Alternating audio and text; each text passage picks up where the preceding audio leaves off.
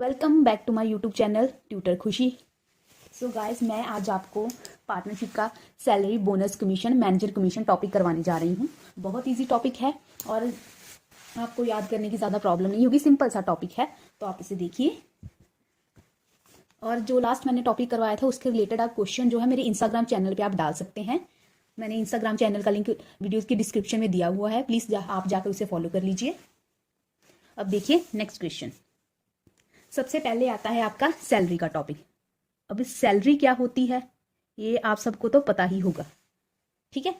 Salary, अब salary कौन पे करेगा और किसे पे करेगा? जो सैलरी है वो कौन पे करता है? वो फर्म पे करती है। किसे? पार्टनर को। फर्म पे करती है सैलरी पार्टनर को। क्यों पे करती है? अगर पार्टनर कोई एक्स्ट्रा काम करता है फर्म के लिए, कोई एक्स्ट्रा बेनिफिट देता है फर्म को, उसका मैनेजमेंट का कोई काम कर देता है, अकाउंट्स का कोई काम कर देता है, कोई एक्स्ट्रा वर्क प्रोवाइड कर देता है, तो उसके बदले फर्म उसको एक्स्ट्रा बेनिफिट देती है, दैट इज सैलरी। वो सैलरी भी हो सकती है, बोनस भी हो सकता है, कुछ भी हो सकता है।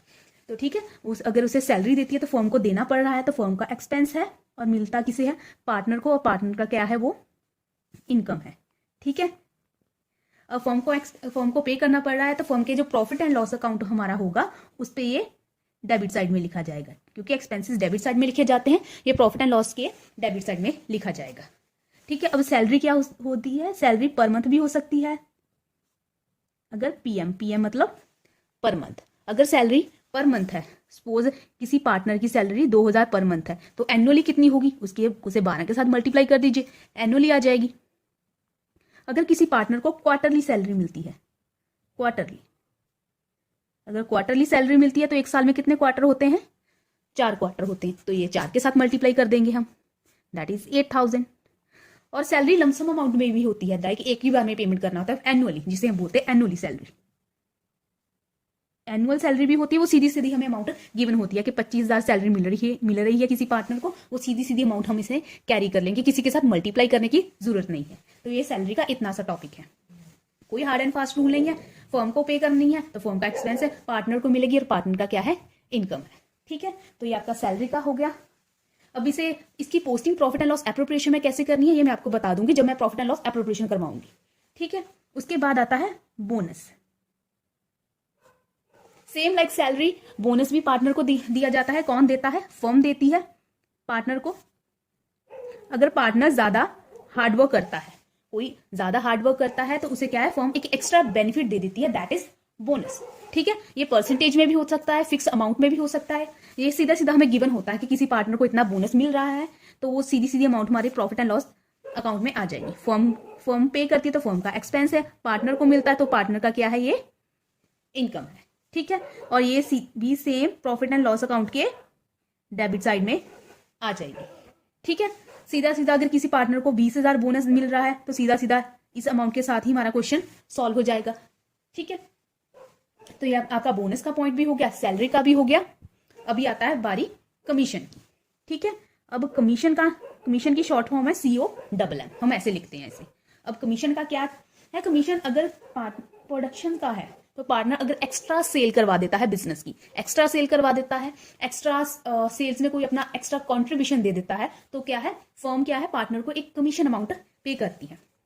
ये भी सेम है, फर्म पे करती है, किसे? पार्टनर को पे करती है। फर्म का एक्सपेंस है और प्रॉफिट एंड लॉस अकाउंट के डेबिट साइड में लिखा जाएगा, और ये पार्टनर की क्या है? ये इनकम। अब कमीशन ज्यादातर परसेंटेज बेसिस होता है, परसेंटेज बेस में होता है, और ये ज्यादातर कमीशन सेल पे जाता है, सेल पे जाता है। और सेल हमें क्वेश्चन में हमेशा ही गिवन होती है, अगर हमें कमीशन लेना है तो हमें सेल गिवन होती है। फॉर एग्जाम्पल, अगर किसी फर्म की सेल है 20 लाख, ठीक है, अगर किसी फर्म की सेल है 20 लाख और कमीशन जा रहा है 2% किसी पार्टनर को, ठीक है, तो 2 लाख का, 20 लाख का आप 2% निकाल लीजिए, 2/100, दैट इज 40,000, ठीक हो गया। तो ये है कमीशन का पॉइंट भी हो गया, सैलरी भी करवा दिया, बोनस भी करवा दिया, कमीशन भी करवा दिया। अब रेंट एक छोटा सा पॉइंट है, बहुत ज्यादा नहीं आता है एग्जाम में और मैंने देखा भी नहीं है, बट किसी किसी क्वेश्चन में मैंने देखा है, तो मैं आपको बता देती हूँ रेंट के बारे में। रेंट का भी सेम है, जैसे फर्म पे करती है तो फर्म का क्या है? ये एक्सपेंस है। ये पर मंथ के हिसाब से भी हो सकता है, क्वार्टरली भी हो सकता है, पर मंथ भी हो सकता है, क्वार्टर के हिसाब से भी हो सकता है, ठीक है, और लमसम अमाउंट में भी हो सकता है, दैट इज एनुअल, ठीक है, फर्म को पे करना, तो ये फर्म का है एक्सपेंस, ये प्रॉफिट एंड लॉस अकाउंट की डेबिट साइड में आएगा। ठीक हो गया। अभी एक छोटा सा और टॉपिक है, that is called manager commission. Manager commission, ठीक है। अब मैनेजर कमीशन में क्या आता है, अगर अब मैनेजर कमीशन में सेकेंड, हाँ, अब मैनेजर कमीशन में ना मैनेजर का कमीशन आता है, उस नाम से ही पता चलता है कि अगर मैनेजर को कमीशन पे करना है, दैट इज मैनेजर कमीशन। अब इसमें ना 2 पॉइंट आते हैं, before charging such commission and after charging such commission, और ज्यादातर ये एग्जाम में आ भी जाता है। बिफोर चार्जिंग सच कमीशन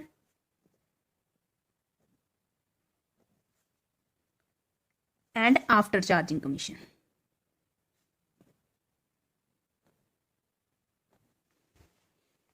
ठीक है, अब बिफोर चार्जिंग और आफ्टर चार्जिंग का क्या क्या मतलब है। बिफोर चार्जिंग का मतलब, अगर बिफोर चार्जिंग बोलते हैं या फिर क्वेश्चन अगर साइलेंट हो, बताया ना गया हो बिफोर चार्जिंग है या आफ्टर चार्जिंग है, ये दोनों केसेस में ये वाला जाएगा। ठीक है, बिफोर चार्जिंग बताया गया हो या फिर कुछ भी ना बताया गया हो क्वेश्चन में कि बिफोर है या आफ्टर है, तब भी ये वाला चल जाएगा।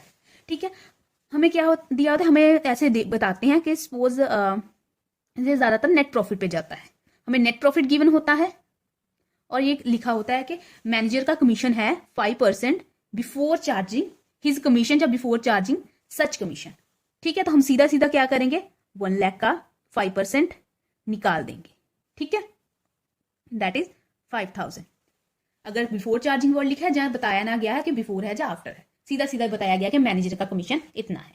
ठीक है, अब आफ्टर चार्जिंग यही क्वेश्चन हम ले लेते हैं कि नेट प्रॉफिट अगर गिवन है आपको 1 लाख, ठीक है, और कमीशन कितना बोला गया है हमें 5%, but after charging such commission, but ये वर्ड आफ्टर है, ये लिखा होना चाहिए, बहुत इंपॉर्टेंट है।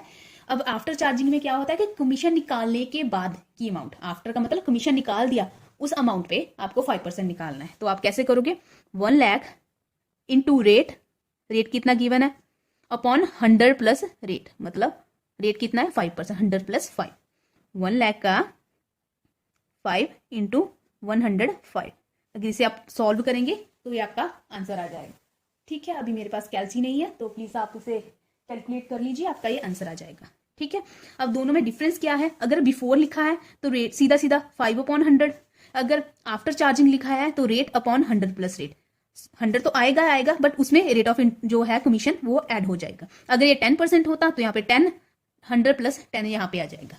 ठीक है, ये सिंपल सा इजी सा टॉपिक है, ये मैनेजर कमीशन। इसे मैं क्वेश्चन नेक्स्ट वीडियो में मैं करवाऊंगी आपको profit and loss appropriation account बनाना। अभी मैं आपको profit and loss appropriation account की इंट्रोडक्शन दे देती हूँ। And what is profit and loss appropriation account, वो क्या होता है। आपने ट्रेडिंग का अकाउंट देखा है, फाइनल अकाउंट्स में बनाया था 11th के, उसके बाद आपने प्रॉफिट एंड लॉस अकाउंट बनाया। अब प्रॉफिट एंड लॉस अकाउंट के आगे क्या बनता है, वो बनता है profit and loss appropriation. Appropriation को मैं सिंपल शॉर्ट में ऐसे लिखूंगी। ठीक है, profit and loss appropriation account. Trading account से हमारा क्या निकलता है, जीपी या GL, that is gross profit, जहां ग्रॉस लॉस वो ट्रांसफर होता है हमारा प्रॉफिट एंड लॉस अकाउंट में, और वहां से हमारा क्या निकलता है, नेट प्रॉफिट जहां नेट लॉस। ठीक है, ये नेट प्रॉफिट या नेट लॉस कहां ट्रांसफर होता है, यहां पे ट्रांसफर होता है। ये हमारा नेट प्रॉफिट और नेट लॉस हमारा प्रॉफिट एंड लॉस एप्रोप्रिएशन में ट्रांसफर होगा। अब profit and loss appropriation account क्या होता है कि प्रॉफिट की आगे फर्दर एप्रोप्रिएशन, मतलब आगे कैसे बांटना है। हमने सारे खर्चे चार्ज कर लिए प्रॉफिट एंड लॉस अकाउंट में, बाकी जो नेट प्रॉफिट बचा, उस नेट प्रॉफिट पे किस पार्टनर का क्या क्या हिस्सा है। जो पार्टनर को सैलरी पे करनी है वो भी इसमें से जाएगी, कमीशन पे करना है, मैनेजर कमीशन जाना है, जो सारा कुछ है वो इसमें से पे होगा, और बाकी जो प्रॉफिट बचेगा और वो पार्टनर्स में बांट दिया जाएगा उनकी प्रॉफिट शेयरिंग रेशियो में। ठीक है, तो इसके लिए हम profit and loss appropriation account बनाते हैं। हम प्रॉफिट की डिस्ट्रीब्यूशन के लिए बनाते हैं, किस प्रॉफिट बिजनेस के प्रॉफिट में किस पार्टनर का कितना हिस्सा है, हम डिस्ट्रीब्यूशन पर्पस के लिए बनाते हैं।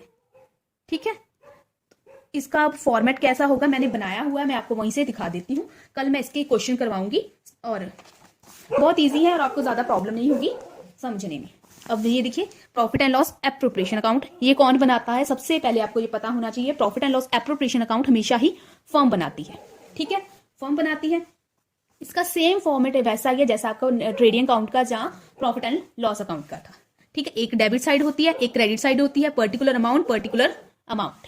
ठीक है, और profit and loss appropriation account. ठीक है, यहाँ पे स्टार्टिंग होती है सबसे पहले बाय नेट प्रॉफिट, अगर लॉस है तो यहाँ पे आएगा टू नेट लॉस। ठीक है, अगर प्रॉफिट है तो बाय नेट प्रॉफिट, जितना भी हमारा नेट प्रॉफिट होगा यहाँ पे लिखा जाएगा। अगर नेट लॉस है तो जितना भी नेट लॉस है यहाँ पे लिखा जाएगा।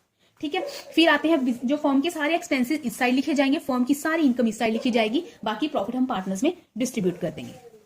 To interest on capital, A B C, मान लीजिए 3 पार्टनर है, ए का कितना इंटरेस्ट है, बी का कितना है, सी का कितना है, तीनों का टोटल यहाँ पे। इंटरेस्ट ऑन लोन, अगर फर्म ने लोन लिया है उस पर इंटरेस्ट पे कर रही है, किसी पार्टनर से लोन लिया है तो ए बी सी तीनों का इंटरेस्ट यहाँ पे।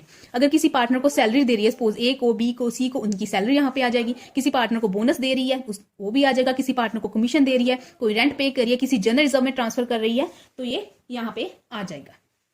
अभी सीधा ऐसे अगर इनकम की बात करें तो उसकी ड्रॉइंग्स पार्टनर्स करते हैं और पार्टनर ड्रॉइंग्स पे क्या है, इंटरेस्ट पे करते हैं, और इंटरेस्ट किसे पे करते हैं, फर्म को। तो ये क्या है, फर्म की इनकम है, तो ये क्रेडिट साइड में लिखा जाएगा। ठीक है, तो बाय इंटरेस्ट ऑन ड्रॉइंग्स ए ने की है, बी ने की है, सी ने की है, तीनों का टोटल यहाँ पे इंटरेस्ट। अगर फर्म ने लोन दिया है उस पर इंटरेस्ट लेगी, ठीक है, तो इंटरेस्ट लेगी तो उसका क्या है, इनकम है, यहाँ पे लिखा जाएगा। फिर हम क्या करेंगे, यहां तक इस साइड का यहां से लेस कर देंगे। ठीक है, इस साइड को यहां से लेस कर देंगे। अगर ये वाली साइड ज्यादा आ रही है, अगर ये वाली साइड ज्यादा आ रही है तो क्या है, प्रॉफिट है। अगर ये वाली साइड ज्यादा है तो यहाँ पे आएगा बैलेंस, तो ये क्या होगा, प्रॉफिट। ये प्रॉफिट तीनों पार्टनर्स में बांट दिया जाएगा उनकी प्रॉफिट शेयरिंग रेशियो में। वो क्वेश्चन में गिवन होगी, अगर नहीं गिवन है तो हम इक्वली ले लेंगे।